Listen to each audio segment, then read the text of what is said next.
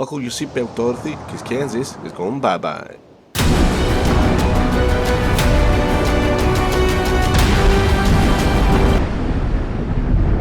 It's Gamebook Collector here. This time we have a really interesting concept. It's The Wicked Wizard of Oz by Jonathan Green, and this one's illustrated by Kev Crosley. So without giving too much away, on the front of the book you have this illustration by Kev Crosley. It's the kind of AI creature you come across in the book. What I've noticed with these Ace Gamebooks is the covers are kind of waxy. I feel to it, so it's quite, it's very interesting, very different to what you normally get with a lot of the game books these days. So yeah, it's a kind of strange waxy kind of coating in the cover, front and back. So the back of the book has a brief description, and one down it says The Wicked Wizard of Oz is a strange sort of book. In fact, it's a portal to another world, the marvellous land of Oz. As well as the book itself, you'll need 2 dice or a standard pack of playing cards. The idea behind that is you just draw a card instead of, or draw 2 cards instead of rolling the dice. Very interesting idea. Yeah, also a pencil and eraser. Goes on to say, hunted by the Wicked Witch of the West Wing Monkeys and joined by her friends, the Scarecrow, the Tin Woodman and the Lion, Dorothy sets off for the Emerald City, surrounded by enemies on all sides. While you uncover the secrets of the Wicked Wizard of Oz, you decide which route to take and which perils to risk. Be warned, whether you succeed in the quest or meet a dire end somewhere over the rainbow will be down to the choices you make. Are you ready for the return to Oz? So that's the rundown in the back of the book here. It's got a few nice comments by various reviewers, SF Magazine, etc. So this one was £8.99. So basically, I've completed this one, and I thoroughly enjoyed it. A great piece of work by Jonathan Green. I said this one was published in 2017. It's also got various mechanisms allowed in the book. You can actually cheat in the combat and avoid it altogether, and ignore the rules. So that's an option in the book. It's very like fighting fantasy. Obviously, Jonathan Green has written quite a number of fighting fantasy books in the past. The pages themselves are kind of an off-white kind of cream colour. I do like the way it flows very well. The book itself, it flows. The paragraphs are spaced out evenly. It's easy to read. The fonts are decent size as well. I do like how this book is put together and printed. It has a adventure sheet, character, agility, combat, endurance, code words and equipment. But unfortunately I was on holiday when I was playing this book several times, and my adventure sheet, I didn't have time to download a copy or photocopy anything, so it's just a scribble. As you notice, I've not really fought a lot of enemies in the book itself, but I've gathered code words and my special abilities, and I went the Scarecrow on this occasion. So my character of choice was the Scarecrow. So back to the book itself at the start there. As I said, you can ignore the combat rules and just play it, making choices. And I'm going to comment on artwork at the start here. Absolutely fantastic piece of artwork by Kev Crosley. You've got a Scarecrow type character there, bones, and it's just like fallen to pieces, a bit like a ghoul. Yeah, big scythe there on the crow. You've also got a fantastic image of the Tin Man there, brandishing an axe, and it's like a scythe thing, and looks awesome. Immense piece of artwork again by Kev Crosley. Also you have the Lion, and you have Dorothy Gale. No, you don't. She's at the start. Where is she? Apologise, I have bypassed her. There she's there, Dorothy Gale. Now each character has agility, combat, endurance and special abilities. Each of these abilities you can only have 3 in the game, and it also has a fear factor, which obviously the Scarecrow itself, it's fire. Dorothy is anything happened to her dog, etc. So pick wisely in the book. You have special abilities, I said, and you have 3 times to use these abilities throughout the book.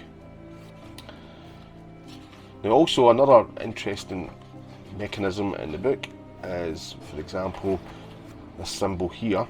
So the Scarecrow has a crow, So whenever I basically come to a section with the character you have, and you see a symbol, this time it's a crow for the scarecrow, there's a kind of cog for the Tin Woodman, there's also a lion's head for the lion, etc. You then subtract a number from the paragraph you're on. So for example, if you landed on like 660 for the scarecrow, you would subtract 20 and you'd be 640, and you continue from that paragraph. That's a really unique way of doing this type of system in a game book. I thoroughly enjoyed that. I've not came across it before.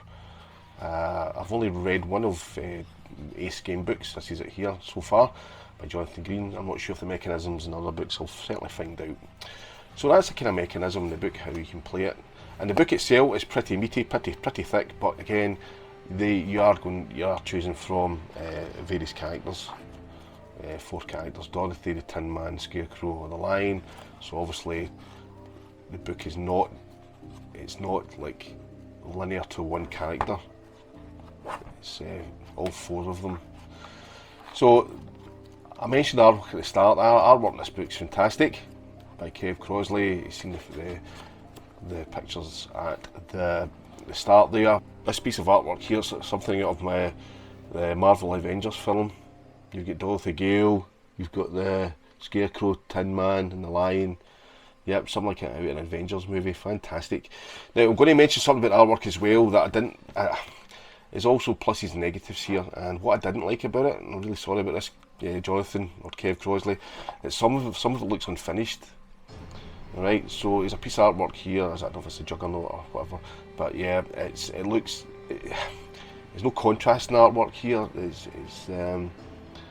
It's just as if it's not been filled in. It's not dark, it's not shaded, and also as well, some of the artwork seems to be sliced as if it's part of a bigger picture. So that's like cropped. A better word than sliced is cropped in.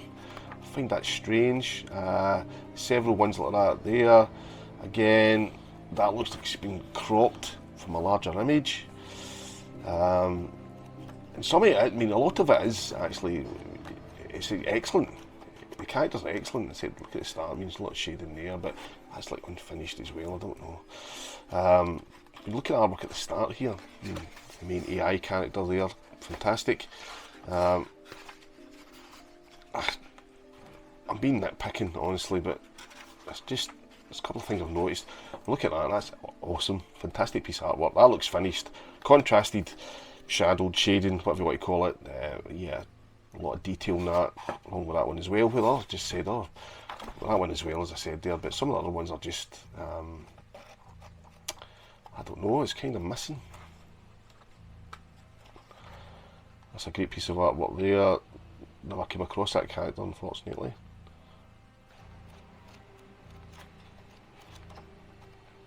I mean, there's Dorothy Gale there. I don't know why doppelganger is it.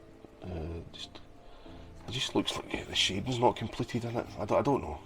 And I did say a lot of artwork looks cropped in. I've just found this one again. This piece of artwork. That's a fantastic. Look at the detail in that. Is that the Spider Changeling 384? Wait a minute.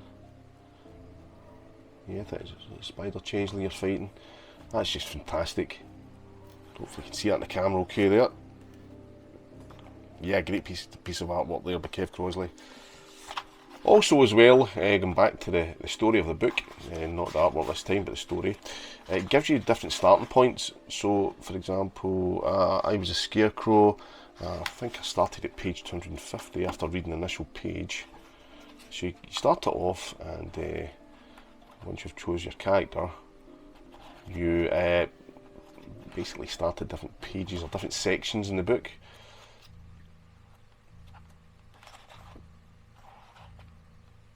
That was definitely finished off there. So I started at page 250. It gives a description, and immediately I had a chance of using my special abilities here. So it's a great idea as well.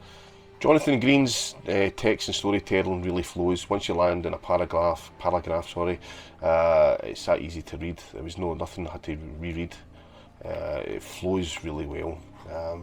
It's a fantastic story. The concept of basically was an updated kind of modernised version of Wizard of Oz, where you have artificial intelligence involved in it. It's quite it's quite a unique idea, taking the original, or I've never seen Return to Oz itself, but taking the kind of the original foundations of the movie, then converting it into a game book. Yeah, well done, Jonathan, for that. It's something different.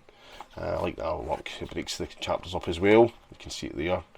Is it Dorothy's small cottage or cabin in Kansas going bye there with the storm.